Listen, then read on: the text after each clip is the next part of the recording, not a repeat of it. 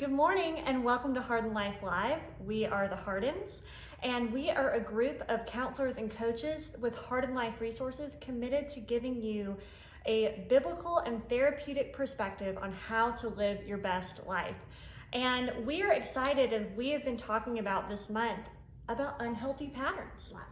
Lots of them. We've talked about unhealthy patterns of men, women, and today we're talking about one that really applies to all of us. We can all fall into the pattern of codependency. But that can be kind of psychobabble, a little bit of a big word for a pattern that we see a lot. And so, Dad, I would love to know if you could break that down. What even is codependency? Codependency is, in a one-word summary, over-responsibility. Is that rather than being responsible for yourself and allowing another person to be responsible for themselves, we get ourselves into an idealistic, if not even a false self sort of perspective to where we believe that if we don't do something for somebody else that they could do for themselves, that we are not being responsible.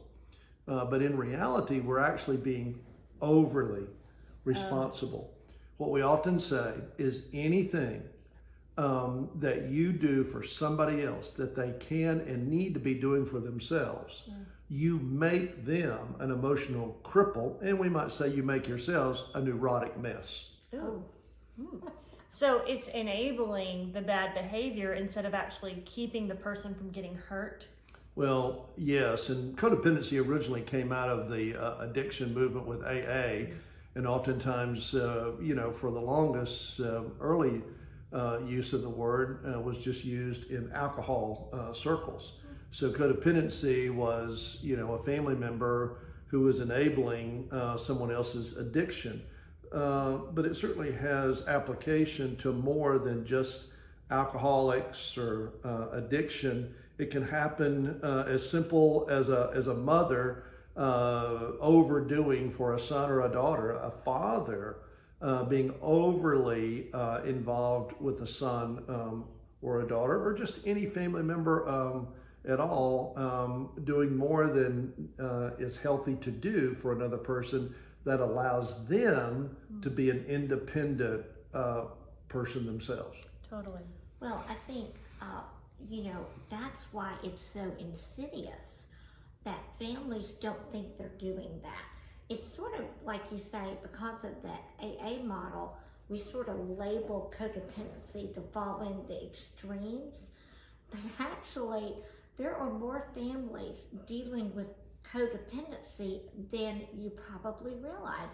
And what I loved about your blog is you actually gave some markers to actually identify, hey, maybe I'm codependent.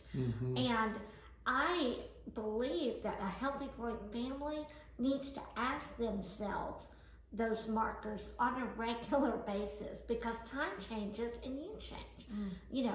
I'll be the first to admit, when our youngest daughter Abigail moved to New York, there is no doubt I was codependent because I was so worried.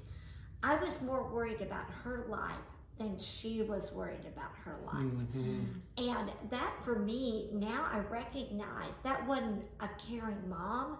That was, I needed her life to work so that I could feel peace. But I would have never called that codependency. Well, again, as you suggest, sweetheart, the codependency comes more out of fear than love. Codependency is not an action of love, but it's actually an exercise in fear. Yes. That we're afraid the other person won't do what they need to do or can't do what they need to do. And so when we do it, we actually make them less responsible by our codependence upon them in order for us to feel good about ourselves. Yeah, I need them to feel good about me. And that's where we see it on the soccer fields, in the dance classes. Mom, and I think you mentioned this, is we can unconsciously, vicariously, needing to be repairing through our child what we didn't get or feel like we got to live. And so now our poor child is not only trying to live their own life, they're trying to live our life of makeup. No person can live two lives. Well, and it comes up not just in families, parent-child relationship, but I myself can have tendencies towards codependency in friendships and romantic relationships. I see that all the time of me fearing that if I don't help in this area, help this person through the struggle or help lighten their load, then ultimately they won't meet my needs, or they'll leave me or reject me. So totally am seeing how fear is the driver of codependency versus love, even though it's masked by love. And what I've noticed is when you do something for someone else that they could do for themselves, it really only ends in resentment from the other person. They might welcome you overly helping in that scenario, but long term they're going to resent you for it, because what you've done covertly, if you've said, I don't trust that you can do this on your own. Well, exactly. And then it even produces anger and bitterness in yourself, because when the person that you're being overly responsible toward is not behaving in the way you want them to behave, then all of a sudden you've turned the control of your life over to them, and it's not going to work. And therefore, there's all this tension, bitterness, and anger that you often feel, even toward a son, daughter, friend, companion. Yeah. So here's what needs to happen in order to break the codependency. Please tell us. Well, first and foremost is self-awareness. You have got to be able to stand in front of the mirror, talk to the person that you're looking at, and say, hello, my name is Phil, and I am taking more responsibility for this other person, whoever it is, and just own your own lack of self-control. And that comes through a high degree of self-awareness. And then you've got to separate.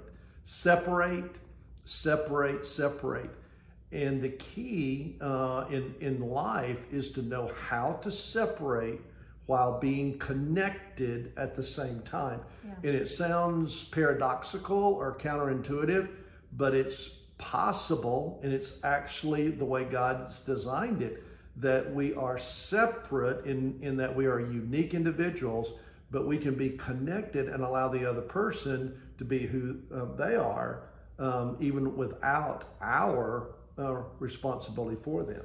Well, I think what really helped me years ago is, I think you might have been the one to show me, I'm responsible for what's in here.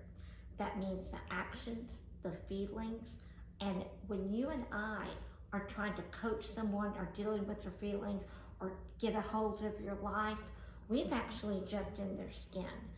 And so the separateness I love comes out of Galatians, to me, 6:2, 6:4, 6:5. And it basically says, how do you stay connected is I care for you. I care you're going through a hard time with your emotions or you're figuring your life out. But I'm not taking responsibility for those because I love the concept that I have to stand accountable for what I do in my skin. Come the end of times, I won't be standing accountable for the choices you made. I'll be mine. But also, what it robs, and I think this is where that resentment and anger come in, if you end up taking away the ability for someone else to do their life, they have no self-value. They're not proud of anything they've done, because in the back of their mind they're going, well, really, my mom did it, or my boss did it, or and you actually hurt the person for feeling good in their skin because they have no sense of separate accomplishment. Well, again, just finishing up, Galatians 6:2 that you mentioned says, bear one another's burdens. Verse 5 says, each man shall carry his own load. So verse 5 is the need for us to know that we're responsible for ourselves, and verse 2 means that we just simply share, but we're not responsible for others. And that's a critical distinction. I liken verse 5 to owning a truck. Verse 2 is having a wheelbarrow that you can take some of the load off the truck, but the truck belongs to you. The great load of your life and my life belongs to me. But I need people around me who have a wheelbarrow and are not trying to steal my truck. Oh, yeah. Well, and it goes back to, too, when we think about Jesus, he says that my yoke is easy and my burden is light. And so even though each man is to carry his own load, God is there to do it with you. And he is also with the person that you are trying to rescue and keep from being overly burdened. He is there to help that person as well, so that you can rest knowing that he has got them as much as he's got you. So thank you so much for sitting with us this morning. We are excited to start a new month and a new topic next week, so stay tuned. But we hope you have a great week. Thanks for tuning in. Bye-bye.